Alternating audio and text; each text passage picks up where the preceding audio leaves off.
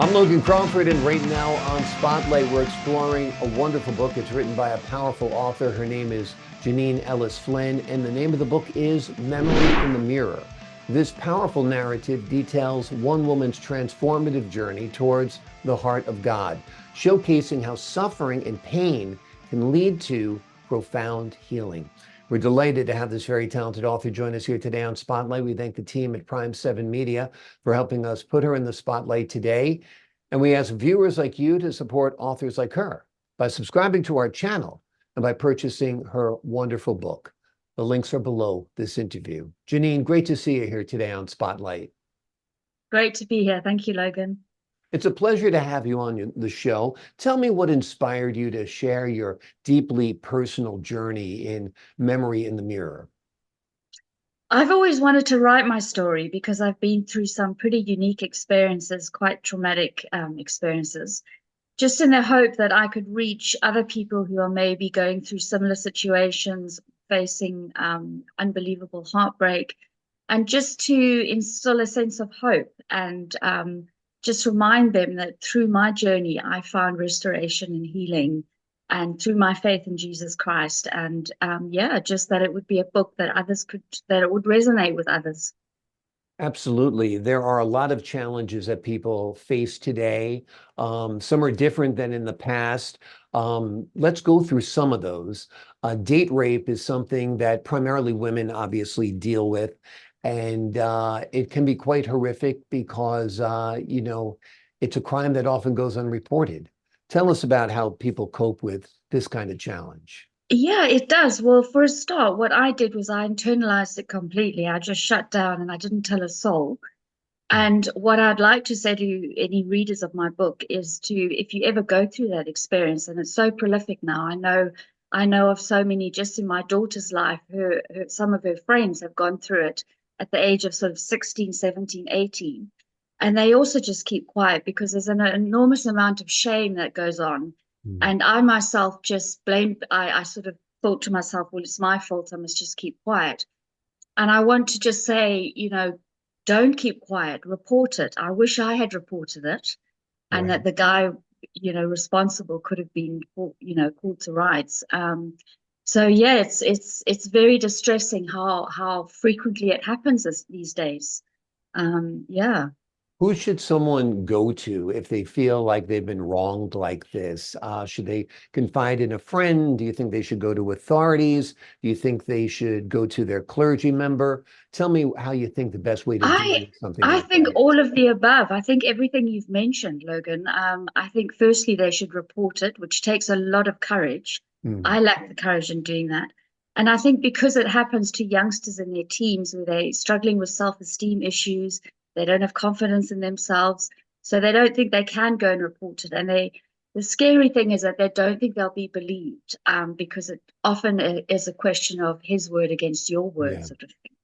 So I think do all of that. Go to a friend, go to a clergy member, tell the police, and expose it. And in that, I think there's a measure of healing as well. I didn't experience that myself at the time, Yeah. but yeah. And then as a for me, what I did was I just immersed myself in the drug world. I got hooked on marijuana, Mm. and I just would use that to cope with the pain that I was feeling. And that's true with so many people who are facing challenges. They tend to self-medicate, whether it's marijuana or something stronger or alcohol. And that's a true issue for people today, young and old. Tell us a little bit about struggles with drugs and alcohol. Yeah, well, around the age of 18, I started smoking marijuana with my friends, and it went on quite heavily for about 2 years. And then I got the fright of my life because one of my very good friends, who was also, well, he wasn't just smoking marijuana, he was trying all sorts of other drugs as well. And he had an argument with his girlfriend the one night, and he threw himself off the top floor of his apartment building and died. Mm. And it really shook me to the core. I was devastated, and it sort of woke me up, and it made me just take a good long, hard look at myself and say, no, drugs are not the answer. Mm. So I cleaned up my act and I went off the drugs completely. And I moved back to Zimbabwe. I was living in Cape Town at the time. And yeah, and then I haven't looked back since. But Yeah, I think that the two are often interlinked because, drugs they can often lead to suicide. And there's so many suicides in young people these days. It's just frightening. Yeah, absolutely. And seeking help again is not a sign of weakness. It's a sign of strength, actually. You were lucky you were able to beat your addiction or your misuse of substances by yourself, but some people need help. Some people are struggling with anxiety and depression, particularly after Absolutely. traumatic episodes, so they tend to self-medicate. So I think it's a great idea to talk to a mental health professional as well, right? Yes, absolutely. Definitely. Mm. Yeah. And my mental health deteriorated, I think, partly through the drugs, but also because it was a hereditary thing. My mother suffered from bipolar disorder. So I grew up, and I do write quite a bit about this in my book, my mother's mental illness and the effect that it had on me as a child. So I think I was quite predisposed to depression.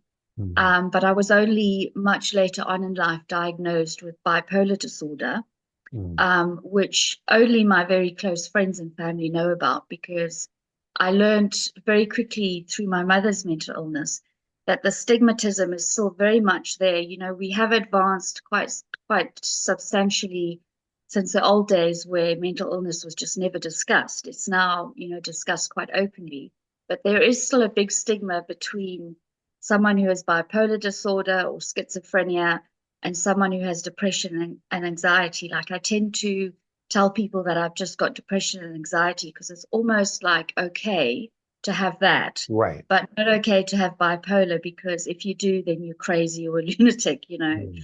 Yeah. And I also just wanted to shed a bit of light on the differences in bipolar because you get different kinds. You get the bipolar 1, which is the very extreme highs and lows.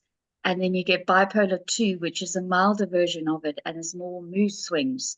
And that's the one that I've got. Mm. And I also just wanted to give people who are listening hope if they do have that condition, because it is very prevalent at the moment. There's a lot of it that it's so treatable. And I've been on fantastic medication for going on about 7, 8 years now, and I never have mood swings. I'm completely stable. I'm Wonderful. happy. Yeah. So, I know that there are people with bipolar who are afraid of the medication, and there has been bad coverage about that at times. Yeah. But yeah, I just urge people to seek help. Don't try and manage it on your own. Don't be in that soul turmoil that you go through when you have a condition like that. Because for Exactly. me, it was also, I didn't want to come to terms with the fact that I had bipolar because my mother had it and I was afraid of the stigmatism of it. Mm. Yeah.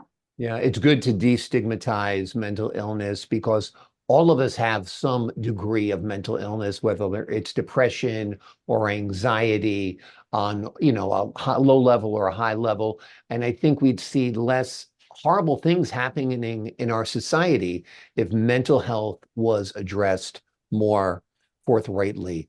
Let's talk a little bit about abortion. In this country, it's highly politicized. It can be very, very hard on women who are struggling with the decision whether to terminate a pregnancy or whether to keep the pregnancy. What are your thoughts on this topic? Well, basically, what I want to leave with the reader is that the abortion is such a traumatic experience and it gets internalized because, you don't, I mean, there's either, I don't, as a Christian, I'm pro-life, but Mhm. I don't condemn anybody who has an abortion because I had an abortion when I was 22. Mhm. But it was a situation where I was sort of coerced into it by my boyfriend. Mhm. And I was so scared of losing him because he was the great love of my life. Right. So I agreed to have an abortion. And there's a lot of sort of stuff that goes on when you go into the clinic to have the abortion. The doctor basically tells you you're just getting rid of a mass of cells. They don't sort of say, you're terminating a baby's life. Mhm. So I went in under the belief, okay, it's just I was only 7 weeks pregnant. But the reality hit me when I had the ultrasound scan and I heard the heartbeat. Mhm. But I went through with the abortion, and when I woke up from it, I felt a measure of relief, but also an overwhelming sense of grief. Yeah. And I then went into a very, very dark depression. I absolutely hated myself. I felt so much guilt. I was convinced that every time I saw a baby, it knew that I'd had an abortion. When I went shopping in a grocery store, if I saw a pack of diapers or baby food or anything to do with babies, I would just break down in tears. And I would literally go to work on autopilot and then come home from work and crawl into bed and cry all night.